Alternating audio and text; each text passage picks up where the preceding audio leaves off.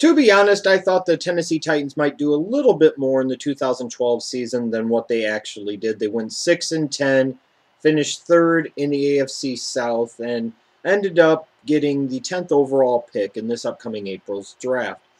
I think when you look at this team, one way I could sum it up offensively is for the majority of the year, I thought their offensive line was terrible, especially in run blocking. Now, to be fair, Chris Johnson, he could have run a little bit harder, especially at the beginning part of the season. But I thought they kind of rebounded late, and Johnson ended up breaking 1,200 yards. So he ended up having a solid, but not necessarily spectacular year. The biggest thing for the Titans, though, just like with any team that drafts a young quarterback, it ultimately comes down to how that young quarterback develops or doesn't develop. And when you look at Jake Locker's 2012 season, he got hurt, so he missed a few games in the middle of the year. And even when he did play, there were moments where he played pretty well, and then there were other moments where he played not so well. You look at the offensive numbers, I've got him here. The Titans finished 23rd in points, 26th in total yards, 22nd in passing yards, 21st in rushing yards, 31st in first downs, and 32nd dead last in time of possession. So they didn't hold on to the ball very long, which puts the defense on the field for an extended period of time, maybe more than you might be comfortable having your defense on the field. They weren't getting first downs, which suggests A, you were either having trouble running the ball to get into third and short and third and manageable situations, or B, you were struggling to throw the ball. Well, when you look at the numbers, they were ranked in the bottom half of the league in most offensive categories. What that means is they were pretty much struggling to do a little bit of everything offensively. Now, defensively, this was a very bad football team. They finished dead last in points allowed, 27th in total yards allowed, 24th against the run, and 26th against the pass. So this is a team that a lot of the indicators suggest that they're a pretty crummy football team. And it's actually somewhat crazy that they even won 6 games this year. And that is true. But I look at this Titans team and I say to myself, this is a team that I don't think is that far away necessarily from righting the ship and getting into a position where they could win 9, maybe 10 games and contend for a wild card spot, maybe even in the 2013 season. But there are some improvements they're going to have to make this offseason, and Jake Locker is going to have to be able to stay healthy for all of 2013 and develop and become a more consistent quarterback that he was this past NFL season.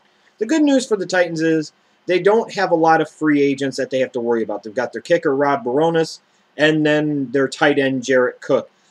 You look at Cook, on the one hand, teams do stupid stuff every year. They do. They could end up franchising Jared Cook. I would advise strongly against that, but it's a possibility, or they could re-sign him to a long-term deal of some type, which is a more likely scenario. Now, some Titans fans might be saying to themselves, what would have happened if we got Peyton Manning? What would have happened if this happened? You probably would have won a couple more games, but at the end of the day, would it have really mattered? Probably not. And that's just the truth. Now, if we want to find out and kind of understand why the Titans are maybe in this position that they're in right now, well, let's take a look at their 5-year draft history. When it comes to the draft history of the Titans the past 5 seasons, it's kind of a mixed bag. 2008 brought them Chris Johnson late in the first round, and that ultimately proved to be a great draft choice. 2009 brought them talents such as Kenny Britt and Jared Cook, but when you look at Kenny Britt, an incredibly talented wide receiver who has #1 receiver type skills, but sometimes you wonder if he has the #1 receiver skills in this place, and especially in this place. He just can't seem to keep his head out of his ass, or if he does have his head out of his ass, then something goes wrong with the foot or a knee or whatever the hell the case might be. 2010, when Derek Morgan went in the first round, it's kind of been an underwhelming draft class to say the least, which is probably an indication of why the Titans struggled this year. They didn't get a whole lot else out of 2008. They didn't get a whole lot out of 2009, minus 2 guys. And 2010 hasn't really produced that much in terms of impact, especially. You look at draft history, again, I talked about it, 2 to 3 years down the road. It's not necessarily just so much you're looking at the players themselves and their performance that indicate how a team's draft was. You look 2 or 3 years after a draft to see how the team is doing, and that should usually give you a good reflection back on that draft class of whatever year, and you could say, well, they're here in part because this draft class was really good. Sure, there are exceptions to the rule, but in general, that's the way it goes. The 2011 draft, they got a stud in the second round in Akeem Ayers. I really like him. He's a very good outside linebacker and is probably only going to get better over the next couple seasons. But ultimately, let's face it, that draft will be all about taking Jake Locker 8th overall and whether or not he pans out. 2012, though, I thought was a very, very good draft class for the Titans. I really liked each of their first 3 picks. All 7 of the guys that they picked played 10 games or more for the team this year. So that's a good indication that either 2013 or more likely 2014 could be looking very, very up and rosy for the Titans. Now let's talk about what they may need to do in this offseason in this upcoming NFL draft. Now, I don't know what other draftniks or draft experts think the Titans should do with their first-round pick or in this draft in general, and I don't care. I really don't. Just because some other bloated talking heads on other internet websites or on TV say this or that, that doesn't make them right by any stretch of the imagination. Now, you'll hear a lot of emphasis placed on this Titans organization's need to improve both their secondary and their front 4 in this upcoming offseason and in the draft as well.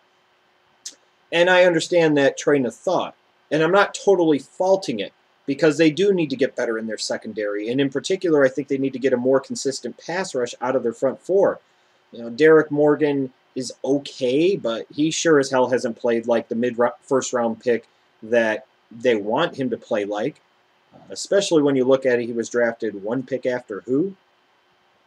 JPP, Jason Pierre-Paul. So, you know, there is going to be a lot of focus and probably a lot of emphasis placed on the fact that the Titans need to get better on defense. And again, when you look at this team, they stunk very badly on defense. They stunk very badly on offense. It really is hard to argue against one approach or the other. But when I look at this team, ultimately, who are you supposed to be building this team around? That's Jake Locker, the guy you took 8th overall in the 2011 draft, your quarterback.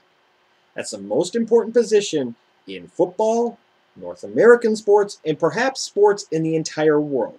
The point I'm getting at is you have to do everything you can to surround that quarterback, that franchise piece, with as many weapons and as much protection as possible, so that way you give that young quarterback every chance he possibly can have to succeed, or if he doesn't, you give him no excuses as to why he failed.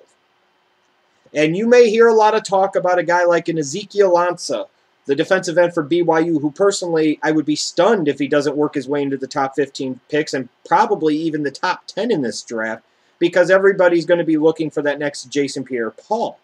And there would be a lot of temptation for the Titans to take a guy like Ansah at number 10, or take a smaller, Bruce Irvin type of, Von Miller type of pass rusher that you run some hybrid looks with.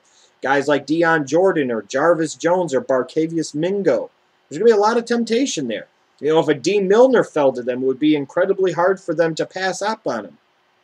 But when I look at how they've built this offensive line in particular, which impacts 2 aspects of the offensive side of the game, you're talking about the running game, which if you watch Titans football this year, for much of the year they were terrible in their run blocking, and pass protection, which they were susceptible in particular to rushes up the middle.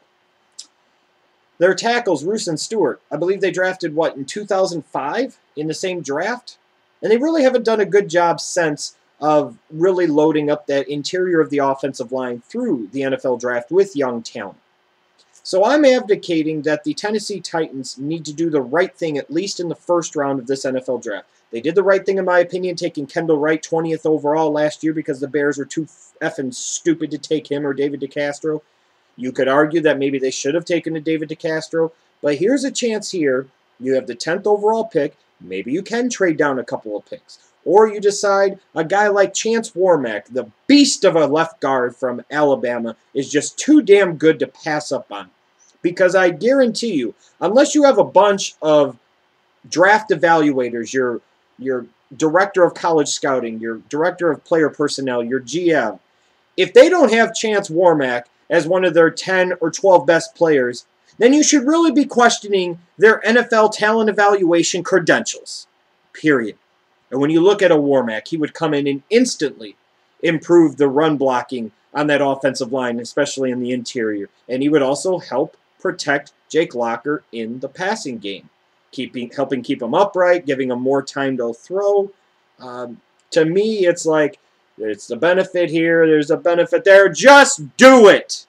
Take Chance Warmack, number 10 overall. I promise you, Titans organization, players, coaches, fans, you won't regret it.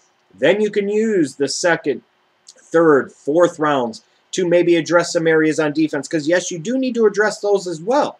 And the good thing for you is this is a draft that is really deep on the defensive line, both at end and tackle, and with pass rushers. And to be fair, as far as secondary talent goes, you probably will be looking in the second or third round to find anybody that would give you an impact. It probably wouldn't be that much of a drop-off compared to somebody you would take in the first round. So I'm just saying, I think it's very important. The Titans have needs on both sides of the ball, and you could effectively argue that they need to draft defensively and draft heavy in that area, and I understand that. But you have to protect your investment in Jake Locker. You have to do everything you can to give him a chance to succeed. And I look at this team. If they do that, if they effectively address, the offensive line and get a better pass rusher and get one maybe impact player, or at least solid contributor in the secondary, this is a Titans team that I think will be much improved potentially in 2013, especially if Locker stays healthy and he develops and he becomes a little bit more consistent. And this could be potentially a very scary Tennessee Titans team come 2014.